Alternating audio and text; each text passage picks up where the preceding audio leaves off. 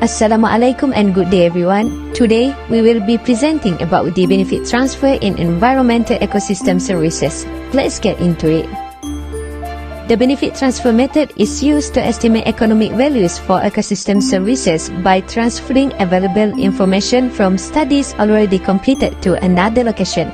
The basic goal of benefit transfer is to estimate benefits for one contact by adapting an estimate of benefits from some other contact. Benefit transfer is often used when it is too expensive or there is too little time available to conduct an original valuation study.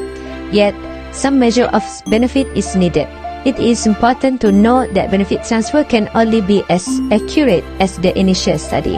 In short, benefit transfer is when you essentially take the results of primary study already done and apply them to another area. In an ecosystem service, we would defer to primary study for accuracy, but a benefit transfer can give an approximation.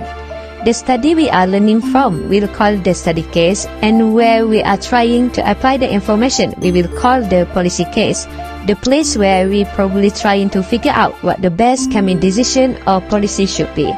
The simplest transfer would just need to transfer the unadjusted unit value. Take the average result of the study case and apply it into the policy case, but like with house valuation, the study of policy case should be very similar. Next, the benefit transfer method was selected in certain cases for two main reasons. First, the agency does not have a large budget for such specific benefit studies due to the financial and time management. Second, values for recreational use are relatively easy to transfer. In this case, we can estimate the value directly since both cases or areas are just similar. There are 4 steps in the application of the benefit transfer method. The first step is to identify existing studies or values that can be used for the transfer. For example, there is a case where the researcher would look for a study that value beach use, specifically for lake beaches if possible. For the purposes of the example, assume that the researcher had found 2 travel cost studies that estimated value for swimming at the lake beaches. The second step is to decide whether the existing values are transferable. The existing value or study will be evaluated based on several criteria including: is the service being valued comparable to the survey value in the existing studies?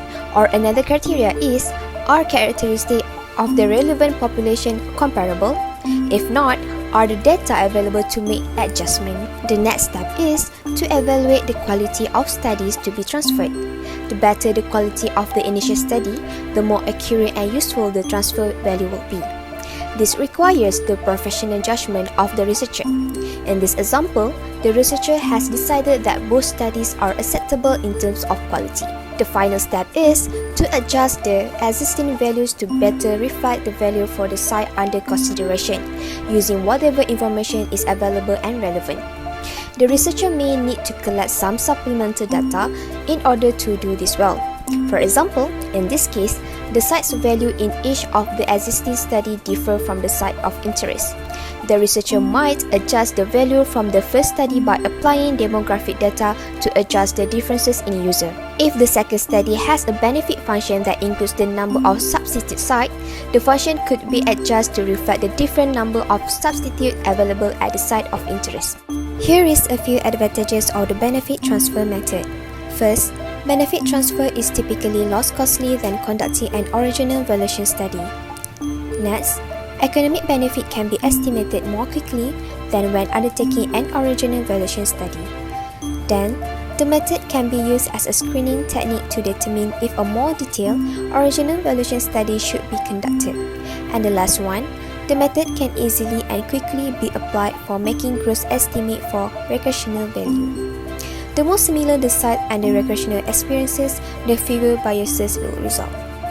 The application of benefit transfer method has its own issues and limitations.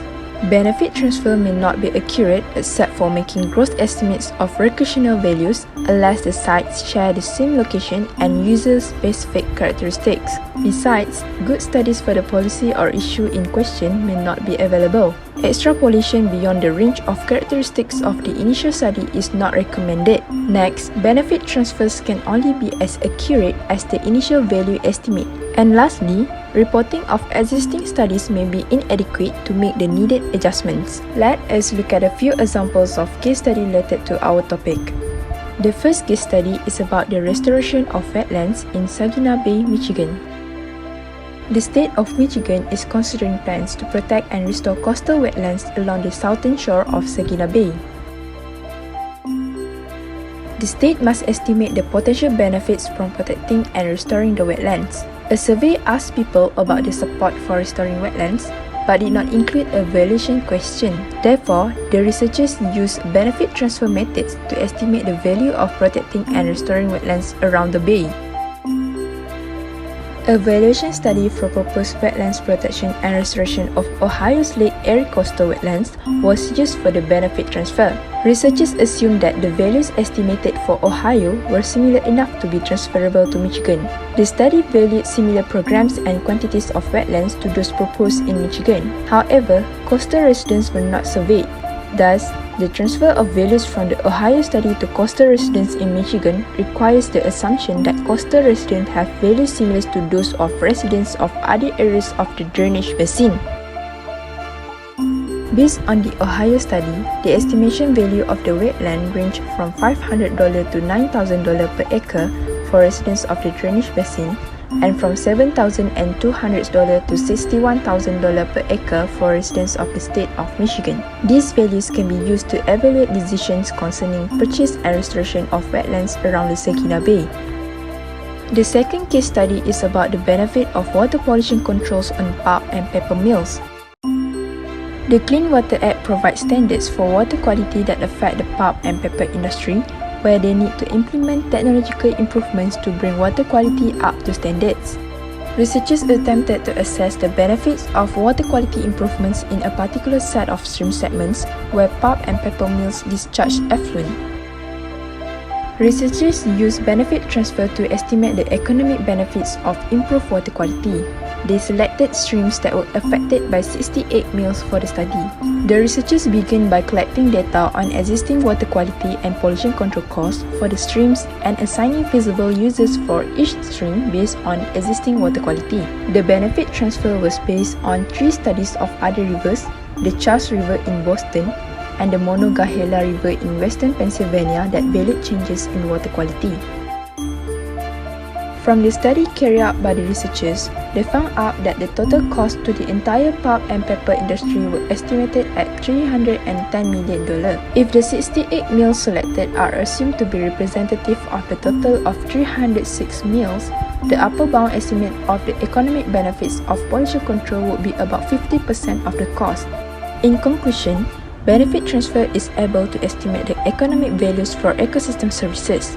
The available information can be transferred from completed studies in another location or context. It also often used when it is too expensive. Note that benefit transfers can only be as accurate as the initial study. In addition, different standards for benefit transfer may be applied in different contexts. For example, higher standard of accuracy may be required when the costs of making a poor decision are higher. And lastly, the benefit transfer method is most reliable when the original site and the study site are very similar in terms of factors, the environmental change is very similar for the two sites, and the original valuation study was carefully conducted and used sound valuation techniques. That's all from our group. We hope that our video can help you to have better understanding about benefit transfer method. Thank you, have a nice day.